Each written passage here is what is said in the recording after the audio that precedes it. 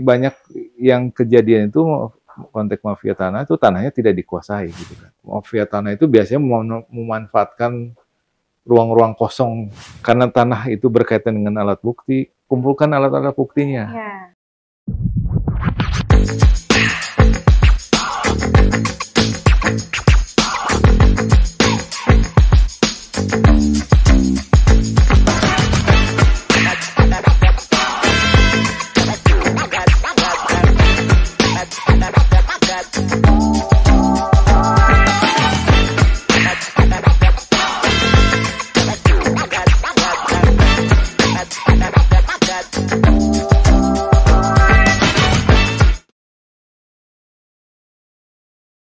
Assalamualaikum warahmatullahi wabarakatuh. Sampurasun wargi Jabar. Ya, episode kali ini bersama saya Desi Nura di ID Talk. Semua bisa dibicarakan. Dan saat ini di episode kali ini saya sudah ditemani dengan seorang kepala ATR BPN, Agraria dan Tata Ruang Badan Pertahanan Nasional Kota Bandung. Selamat sore Pak Nugraha. Sore. Selamat sore, sehat Pak? Sehat, alhamdulillah. Alhamdulillah, kita sudah bersama Pak Nugraha SHMH. Jadi tentunya mau ngobrol-ngobrol sedikit dan pengen nge-share dong sama pemirsa yang ada di rumah mengenai lembaga pemerintah ini Pak. BPN merupakan lembaga pemerintah ya Pak ya di bidang pertanahan. Itu tugas dan fungsinya itu sebetulnya seperti apa Pak? Oke, jadi gini. Siapa tuh Teh? Saya Desi. Desi. Iya. Lupa saya jadi. Jadi gini, secara sederhana tugas dan fungsi BPN ya. Tadi kalau misalnya ATR itu ada di kementerian, kalau kita adalah kantor pertanahan Kota Bandung. Baik. Jadi kita mempunyai tugas dan fungsi satu melaksanakan kebijakan-kebijakan di bidang pertanahan. Karena kita adalah pelaksana, kalau pemegang kebijakan kan ada di kementerian. Betul. Kemudian tugasnya itu melaksanakan fungsi-fungsi pelayanan pada pertanahan kepada masyarakat. Pada intinya itu seperti itu. Dan juga melaksanakan segala kebijakan pemerintah yang berkaitan dengan pertanahan. Pertanahan, baik Pak. Nah untuk tahun ini sendiri ATR BPN itu sudah ada program apa yang sedang dijalani maupun untuk kedepannya? Iya, sebenarnya untuk di Kota Bandung dan juga mungkin pada umumnya itu banyak sih program-program yang sedang kita jalankan ya. Satu diantaranya adalah kita ada program 7 layanan prioritas. 7 layanan prioritas. 7 layanan prioritas itu terkaitan dengan pelayanan pendaftaran hak atas tanah, 2 peralihan, ketiga roya, keempat pengecekan, SKPT dan hak tanggungan. Kenapa kita sebut prioritas? Karena layanan itu menjadi fokus kami terhadap masyarakat, baik masalah akurasi waktu gitu kan, maupun proses yang cepat dari yang lebih dari standar. Semakin cepat semakin bagus gitu kan. Jadi masyarakat bisa ada kepastian waktu berkaitan dengan pelayanan prioritas, 7 layanan prioritas tersebut. Selama syaratnya itu apa sih syarat-syarat yang disampaikan, yang diajukan itu sesuai dengan ketentuan. Itu yang pertama. Mau program yang lain? Boleh, boleh dijabarkan. Ada program yang lain di kita adalah PTSL. Nah kalau di Kota Bandung mungkin berbeda dengan daerah-daerah kabupaten ya yang masih banyak bidang-bidang tanah yang belum terdaftar. Tapi Kota Bandung sebagaimana kota, ada beberapa kota itu hampir 98% tanahnya sudah terdaftar. Jadi target kita tahun ini sedikit untuk program PTSL. Jadi sementara saya sampaikan dulu mungkin masyarakat apa itu PTSL. Ternyata kan masih banyak juga orang yang belum tahu tentang PTSL, apa sih PTSL. Kalau dulu orang mengenalnya sebagai PRONA. Nah, sekarang itu PTSL. Itu singkatan dari pendaftaran tanah sistematis lengkap. Di mana ditentukan lokasinya, mana yang merupakan target atau lokasi dari PTSL sendiri. Prinsipnya semua tanah yang ada di lokasi yang sudah ditetapkan lokasinya menjadi program kesejahteraan. Namun demikian program seperti ini karena dibiayai oleh pemerintah disesuaikan target sesuai dengan anggaran yang ada. Ya, Kalau anggarannya sedikit ya jumlahnya sedikit. Iya. Karena jumlah bidang kita juga sedikit, maka tahun ini sebenarnya kita ditargetkan cuma 1.000 bidang saja. Gitu. Mau bicara program lagi nggak? Tentunya untuk memperkenalkan semua programnya Iya. Pak itu lebih baik sih. Oke, ya. Ada lagi program yang saya alhamdulillah sudah bekerja sama dengan pemerintah Kota Bandung ya. Jadi kita lagi sebenarnya sudah dari berapa ribu, 17.000 aset pemerintah Kota Bandung, itu sudah 12.000 yang kita sertifikatkan.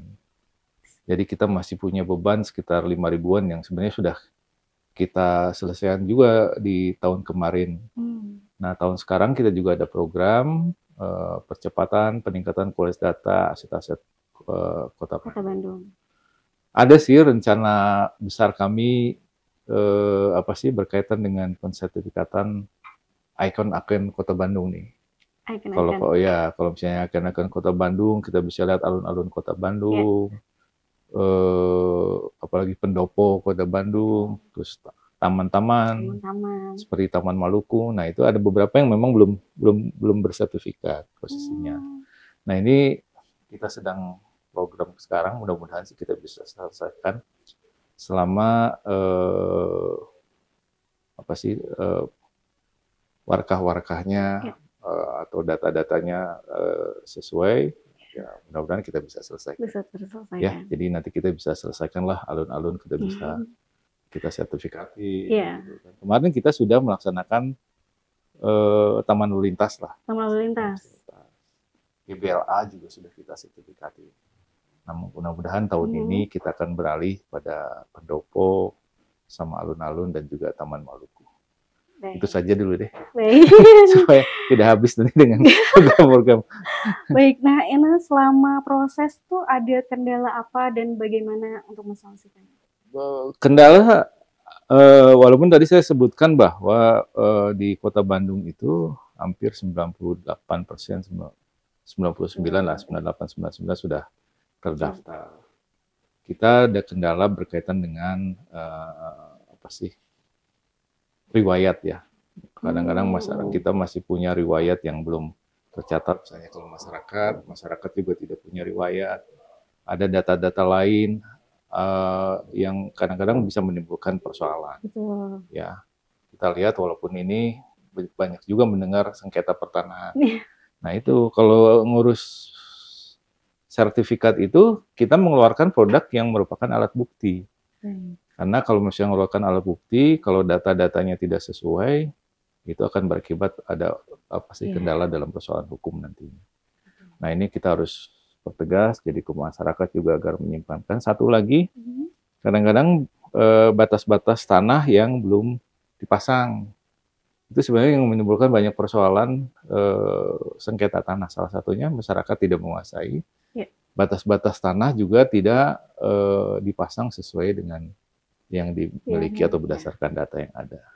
Sekira itu, Mbak. Baik. Ya. Nah, mengenai dari 7 layanan tadi tuh yang prioritas itu ada dampak dan tujuannya tentunya. Seperti apa, Pak? Oh iya, jelaslah kita akan memberikan kepastian waktu pada masyarakat ya. Supaya masyarakat bisa jelas selesainya kapan. Iya, betul. Dan itu bukan hanya dimonitor oleh kita di kantor pertanahan, tapi juga dimonitor skala nasional. Kita tuh ada di ranking juga.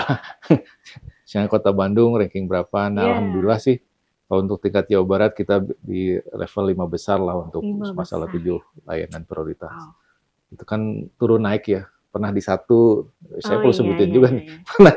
Pernah di ranking 1 gitu, turun lagi itu berdasarkan kadang-kadang situasional dari permasalahan. Betul. Baik. Gak apa-apa Pak, 5 besar, bagus. Lumayan. Nah, untuk sampai saat ini tuh evaluasi yang perlu ditingkatkan dari 7 layanan tersebut, Pak? Ya, satu yang perlu dievaluasi menyangkut data pertanahan. Kita itu sertifikat-sertifikat, terutama sertifikat-sertifikat lama yang dulu belum terpetakan lah, ya gitu kan. Kadang-kadang orang misalnya punya sertifikat lama yang belum terentry atau belum terdata secara data elektronik di kita. Nah, itu yang kadang-kadang kita perlu validasi lagi. Nah, kita lagi meningkatkan kualitas. Nah, kita ada program baik yang dibiayai oleh APBN maupun juga oleh pemerintah Kota Bandung dalam peningkatan kualitas data. Dalam PTSL itu di dalamnya juga termasuk ada peningkatan kualitas data. Salah satunya dengan sekarang ini ada program foto udara, ya foto udara di beberapa tempat yang merupakan lokasi PTSL dan juga lokasi yang mendapat bantuan dari pemerintah daerah. Nah, dari seperti itu kita akan buatkan apa sih hasil foto udara, kita bikin peta klarifikasi dan keakuratan dari data itu diklarifikasi dengan yang ada di masyarakat. Nah, mudah-mudahan dengan hasil peta bidang tanah klarifikasi itu diperoleh data yang lebih valid lagi gitu kan. Jadi masalah-masalah yang menjadi kendala termasuk ke dalam data dalam 7 layanan prioritas itu kita bisa atasi. Ya, gitu. betul, baik. Ya. Nah, untuk penerapan tadi ada sertifikat elektronik, ya data elektronik itu untuk terhadap barang milik negara, peningkatan kualitas data pertanahan, untuk peningkatan layanan elektroniknya, Pak. Ya, kita punya target satu, misalnya kalau barang milik negara itu ditargetkan oleh DIPA. Jadi misalnya anggarannya gini, anggarannya dari DJKN yang dititipkan di kita. Nah itu kita punya target berapa, misalnya tahun ini kita punya target 90 bidang. Nah ada juga yang bantuan dari pemerintah daerah. Kayak yang sekarang saya mendapat bantuan dari pemerintah daerah berkaitan dengan apa sih sertifikasi aset BUMN dalam kota aset pemerintah daerah seperti itu. Nah untuk tahun ini sebetulnya kita punya target 400 dibiayai oleh DIPA. Mungkin masyarakat bisa paham bahwa di DIPA itu dibiayai oleh APBN. APBN berarti dibiayai oleh pemerintah pusat. Kemudian ada juga anggaran dari pemerintah daerah. Ada sekitar target kita 1.500 lah untuk sertifikasi tanah Pemda. Gitu. Dan mudah-mudahan yang tadi apa sih? Yang penerapan foto udara, PBT klarifikasi dengan apa sih? PBT dengan peningkatan kualitas data itu kita bisa harapkan kualitas data yang dari barang milik negara juga bisa kita tingkatkan kualitas. Betul. Berarti ada strategi khusus tentunya ya Pak ya? Iya, ada strategi khusus gitu. Kalau enggak nanti kemana-mana. Nah itu. Ya. Untuk kendala di masyarakatnya itu pada sosialisasi ke masyarakat. Ya itu yang saya bilang dalam konteks PTSL mungkin banyak masyarakat yang belum paham ya tentang PTSL. Tidak semua orang, misalnya sekarang di kalangan anak muda aja yang mendengar nama PTSL berapa persen sih kan? Teh Desi dengar PTSL nggak sebelumnya? Baru kali. Nah itu kelemahan-kelemahan yang harus saya akui, itu kelemahan kita dalam kaitan dengan sosialisasi program-program yang ada di kita. Jadi mungkin seperti kemarin kita juga sudah ada bersama kementerian, ada program apa sih BPN Goes to Campus gitu kan. Ada beberapa itu sebenarnya program kementerian, tapi juga kita sangat berkepentingan, makanya juga kita turut mensupport. Jadi kita sampaikan sosialisasi ke kalangan kampus ya. Kemarin juga dilihat misalnya sejauh mana mereka yang tahu tentang PTSL. Nah itu Mas itu. Ya itulah yang saya coba nanti sosialisasikan tentang program-program itu. Harus lebih dipublikasikan, campaign sama masyarakat seperti itu ya. Berarti sampai sekarang nih dari sertifikat elektronik Pak, itu sudah tercatat berapa data Pak? Enggak, sebenarnya bukan sertifikat elektronik, belum. Kita belum melaksanakan sertifikat elektronik. Itu tentang data elektronik. Data elektronik ya. Yang seperti data elektronik yang kita akan tingkatkan kualitas datanya. Mungkin kalau kebijakan sertifikat elektronik nanti dan akan coba diuji cobakan ke itu sertifikasi aset-aset pemerintah. Tapi belum. Mudah-mudahan lancar progresnya. Amin. Untuk program pendaftaran tanah sistematis lengkap nih, yang tadi PTSL itu ya, aset-aset Pemkot, berarti sekarang progresnya sudah? Sekarang ya itu yang tadi saya sampaikan sudah 12.000 dari 17.000 yang kita yang terdaftar berdasarkan data ada 17.000. Kita sudah daftarkan, sertifikatkan sekitar 12.000.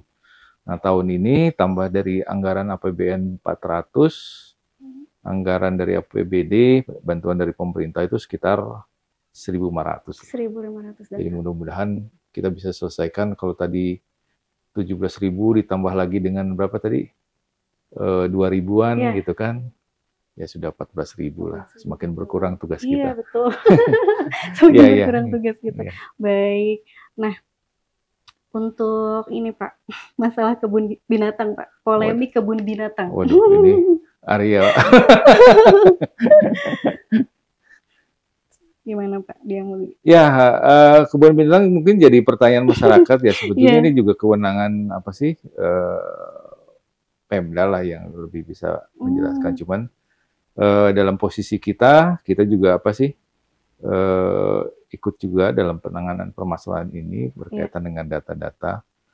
Yang pertama bahwa prosesnya sekarang sudah dalam perkara. Ya, saya kemarin mendapat informasi sudah sampai banding ya. Baik. Banding tinggal kasasi. Jadi sedang dalam proses perkara dan ada dalam proses banding. Dan banding kalau nggak salah nggak sudah selesai gitu kan. Pihak pemerintah Kota Bandung sudah menang di tingkat pertama dan tingkat banding. Posisinya seperti itu. Baik. Ya, mudah-mudahan cepat selesai. cepat selesai. Betul, segala permasalahan mengenai polemik kebun binatang tersebut. Dan mengenai penanganan sengketa dan perkara di Kota Bandung, Pak. Iya. Mafia tanah. Iya. Mafia tanah isu yang menarik lah. Iya, masyarakat mungkin, waduh ini bagaimana menghadapi mafia tanah sekarang ini. Ya memang masyarakat juga harus hati-hati ya, banyak kaitan dengan misalnya jual beli segala macam. Kadang-kadang mereka memanfaatkan oknum-oknum gitu kan, banyak oknum-oknum yang bisa ikut terlibat dalam misalnya mafia tanah itu sendiri. Tapi pastikan masyarakat itu pertama yang harus dilakukan adalah kuasai tanahnya. Kalau banyak yang kejadian itu konteks mafia tanah itu tanahnya tidak dikuasai gitu kan. Tanahnya tidak dikuasai. Nah kemarin kita ada program Gema Patas namanya, program pemasangan batas tanah secara nasional. Nah itu sebenarnya untuk mengurangi efek-efek yang kemungkinan adanya mafia tanah itu. Karena kalau batasnya sudah jelas, ada bukti penguasaan di situ, insya Allah bisa kita reduksi lah, kita kurangin potensi-potensi mafia tanah. Dan itu juga salah satunya kita itu secara eksternal, secara internal kita yaitu peningkatan kualitas data pertanahan. Karena mafia tanah itu biasanya memanfaatkan ruang-ruang kosong yang tidak ada dalam kelemahan-kelemahan yang ada gitu kan, baik dalam ketentuan, baik dalam penguasaan tanah gitu kan, baik berupa data-data gitu kan, seperti itu. Makanya perlu kesadaran dari masyarakat untuk pertama memasang tanda batas di tanahnya, kedua menguasai tanahnya, ketiga karena tanah itu berkaitan dengan alat bukti, kumpulkan alat-alat buktinya. Jangan misalnya baru tahu, ada surat-suratnya, pas ditanya tentang itu surat-suratnya dia nggak tahu di mana gitu kan. Nah, makanya itu saja sebenarnya kuncinya pada masyarakat berkaitan dengan mafia tanah. Nah apalagi tanah-tanah kosong kalau di Kota Bandung itu ya, kalau tanahnya ya kita bisa lihatlah beberapa persoalan yang menjadi objek dari mafia tanah itu adalah tanah-tanah kosong. Tanah-tanah kosong. Ya. Target-targetnya target tanah kosong. Kalau nggak mafia tanah nggak bisa lihat tanah kosong. Iya ya. Kalau tanah kosong, waduh. Langsung, gitu kan. aduh. Ya. Baik Pak. Cukup mengerikan. Kalau itu untuk mengerikan itu nggak apa-apa, banyaklah berkonsultasi dengan BPN gitu kan. Berkonsultasi dengan BPN. Ya, kalau misalnya itu kan informasi. Iya. Makanya kalau udah jual beli tanah itu kita wajibkan sebetulnya pengecekan. Pengecekan dalam konteks yang sudah, misalnya kalau ada sertifikat dalam sertifikat. Karena kalau yang tanahnya belum terdaftar, belum sertifikat, kita juga nggak punya data. Betul. Nah iya, ini masyarakat kadang-kadang misalnya belum sertifikat, tanya ke BPN, BPN hanya punya data terhadap tanah-tanah yang sudah bersertifikat. Iya. Gitu. Jadi untuk menghindari hal sedemikian ya, Langsung diurus itu tanahnya. Diurus tanahnya, dikuasai, dipasang tanda batasnya, betul. gitu Dicatat kan. itu barusan ya tips-tipsnya, biar terhindar dari mafia-mafia tanah. Iya. Nah, mengenai nilai ekonomi masyarakat, Pak, masyarakat terutama UMKM ini, Pak, Ya, terkait nilai ekonomi sertifikat yang mendongkrak taraf hidup ya. UMKM. Jadi gini, kita sering disebutkan apa sih peran BPN dalam meningkatkan nilai ekonomi masyarakat. Salah satu peran terbesar dari ini adalah berkaitan dengan ketanggungan ya. Ketanggungan itu berarti tanahnya dijaminkan melalui sertifikat seperti itu. Nah, masyarakat dengan dijaminkan, rata-rata dijaminkan orang kan untuk menambah modal, berusaha segala macam. Di situ tanah yang tadinya tidak punya nilai dalam konteks diam, sekarang bisa punya nilai dengan dijaminkan. Jadi si modal berjalan. Kita bisa lihat sumbangsih yang ada di Kota Bandung itu, kalau dilihat dari pergerakannya dari nilai hak tanggungan ya. Tahun 2019 itu sekitar 17 triliun ya kalau nggak salah. 17 triliun itu yang ekonomi bergerak karena adanya sertifikat. Karena hak tanggungan itu terhadap tanah yang sudah bersertifikat. Jadi ada 17 triliun yang berkembang di Kota Bandung gitu kan, yang bergerak karena sertifikat. Itu nilai ekonominya. Nah, tahun 2020 sampai 2021 karena ada COVID terjadi penurunan. Sekitar 11 triliun lah seperti itu gitu kan. 11 triliun di 2021 juga sekitar sama di sekitaran itu. Nah, sekarang ekonomi sudah mulai membaik gitu kan. Kemarin kita ada studi tiru ya. Sudah tiru ya. Bukan jalan-jalan. Kebetulan objeknya di Bali gitu kan. Bukan jalan-jalan tapi dalam rangka tugas. Karena apa? Kita ini punya program kota lengkap di Kota Bandung itu. Kota lembah dan Denpasar sebenarnya udah duluan. Kita lihat masyarakat sekarang sudah mulai berkembang. Di Bandung juga jalan-jalan sudah macet. Di Bali juga kemarin sudah macet di mana-mana gitu kan. Nah, itu menunjukkan ekonomi sudah berkembang. Kalau dalam konteks BPN bisa kita lihat untuk tahun 2023 ini itu sekitar 14 triliun yang sudah berkembang. Jadi ada peningkatan di kemarin itu dari 11 triliun menjadi 14 triliun. Ya, itu gejala-gejala. Dan itu sumbangsi yang diberikan oleh kita dalam konteks nilai ekonomi masyarakat ya. Artinya juga di dalamnya dari 11 triliun itu, dari 14 triliun ada UMKM lah yang bergerak karena mereka bergerak dari sertifikat itu. Betul. Gitu, Mbak. Baik.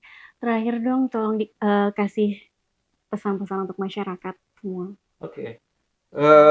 Buat masyarakat Kota Bandung gitu kan, saya ingin berpesan bahwa sekarang ini proses tadi saya sudah bilang ada 7 layanan prioritas. 7 layanan prioritas itu waktunya sudah jelas. Jadi kalau misalnya saya ulangi saja ya, 7 layanan prioritas itu.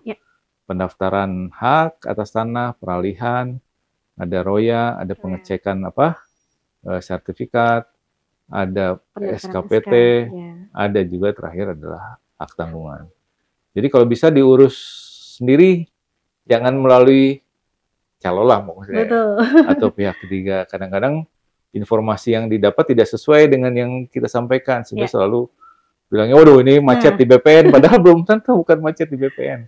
Jadi usahakan untuk bisa mengurus sendiri berkaitan dengan pelayanan pertanahan.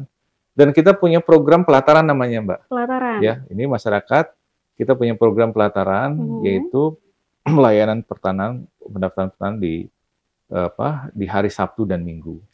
Sabtu Minggu. Bayangin ketika orang sudah jalan-jalan, teman-teman kita masih bertugas gitu kan. Betul. Ya. Sabtu Minggu. Minggu juga gitu kan. Teman-teman ada yang hari pagi, ada yang ini. Nah, kita sudah hari pagi ke kantor. Betul. Untuk waduh, hebat sekali. melaksanakan pelayanan pertanahan. Jadi, itu khusus buat masyarakat yang ingin mengurus sendiri tanahnya. Ya. Jadi, manfaatkan waktunya supaya masyarakat bisa mendapatkan kemudahan dalam pelayanan pertanahan. Saya kira itu pesannya. Terima kasih banyak. Di samping yang tadi, kuasai tanahnya, pasang tanda batasnya gitu kan. Gitu. Kuasai tanahnya. Jadi jangan takut kalau Senin sampai Jumat semuanya nggak ada waktu gitu ya untuk ngurusnya, ada hari Sabtu Minggu loh. Iya. Masih bisa diurus Sabtu Minggu. Baik Pak Nugraha, terima kasih banyak nih udah ngobrol-ngobrol di ID Talk. Iya. Sukses selalu, lancar Amin. program-programnya. Amin. Baik, dan itu tadi bincang-bincang kita di episode hari ini. Like dan komen kalau kamu suka sama bincang-bincang episode kali ini. Jangan lupa di-share juga, subscribe juga, dan tentunya komen di bawah nanti next episode kita mau bahas apa lagi dan sama siapa lagi sih gitu. Jangan lupa nyalakan tombol lonceng notifikasinya juga ya. Dan saya Desi Nura dengan Pak Nugraha yang bertugas juga pamit. See you next episode. Wassalamualaikum warahmatullahi wabarakatuh. Waalaikumsalam warahmatullahi wabarakatuh.